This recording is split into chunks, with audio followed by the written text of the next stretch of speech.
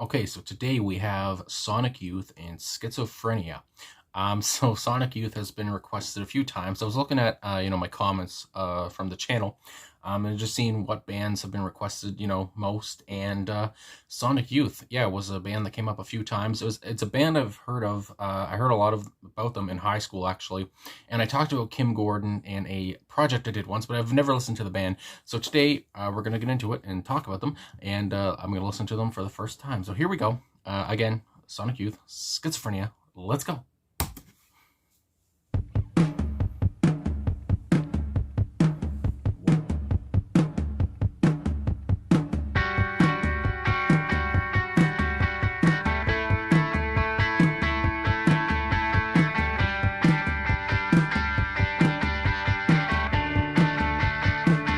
It's like some hollow drumming.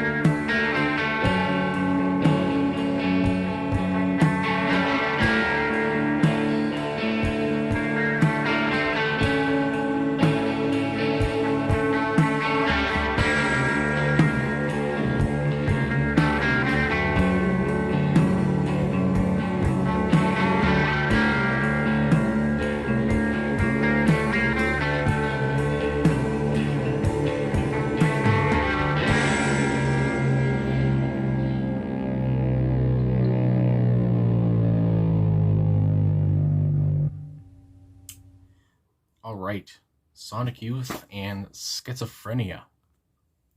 So yeah, obviously, I mean, a deep song, especially from what I can see, the song was, I guess, inspired by.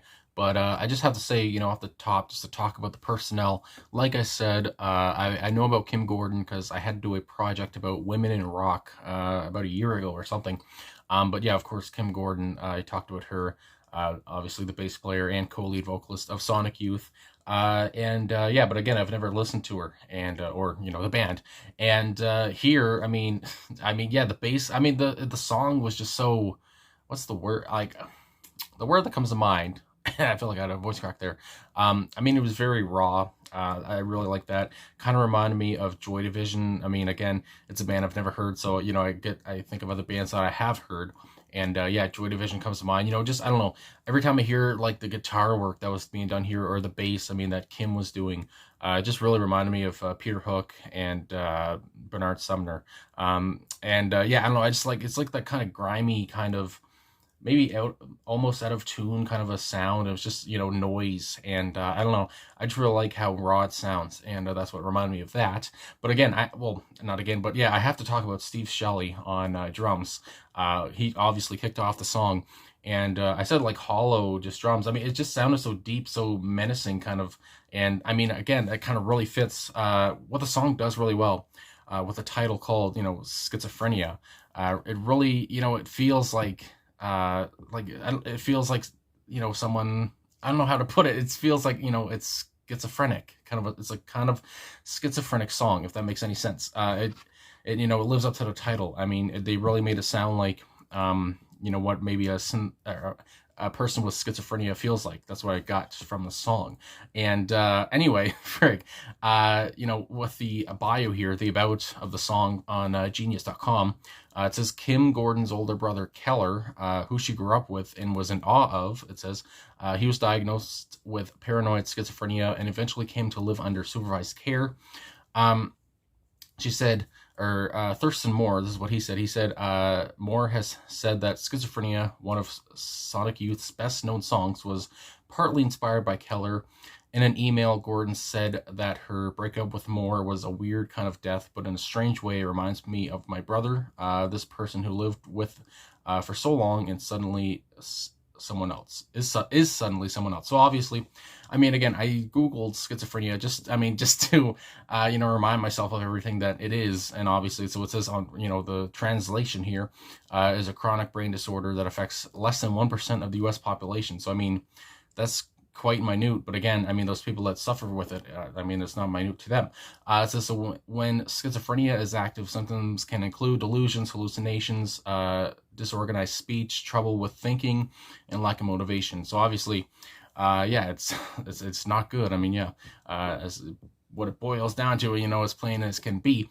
And again, yeah, it just, only affects 1% of the US population. I mean, my Lord. Anyway, so, with the lyrics here, I mean, there's only 2 verses. This is what I liked about the song as well. There's no chorus, no bridge. It's just, 2 verses and we're out. And the verses weren't even really that long, honestly. I mean, but the song was 4.5 minutes. So yeah, they really filled it in. And yeah, I didn't know what to expect here, but it was very good. Anyway, with the first verse here, with the lyrics, so it says, I went away to see an old friend of mine. His sister came over. She was out of her mind. So, I mean, when I was hearing these lyrics, I was thinking, okay, so yeah, they're talking about, schizophrenia, I guess, especially back in, I think this came out in 1987.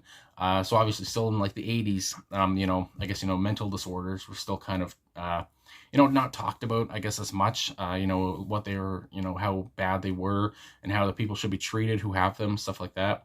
Anyway, so it goes on. She said Jesus had a twin who knew nothing about sin. She was laughing like crazy at the trouble I'm in.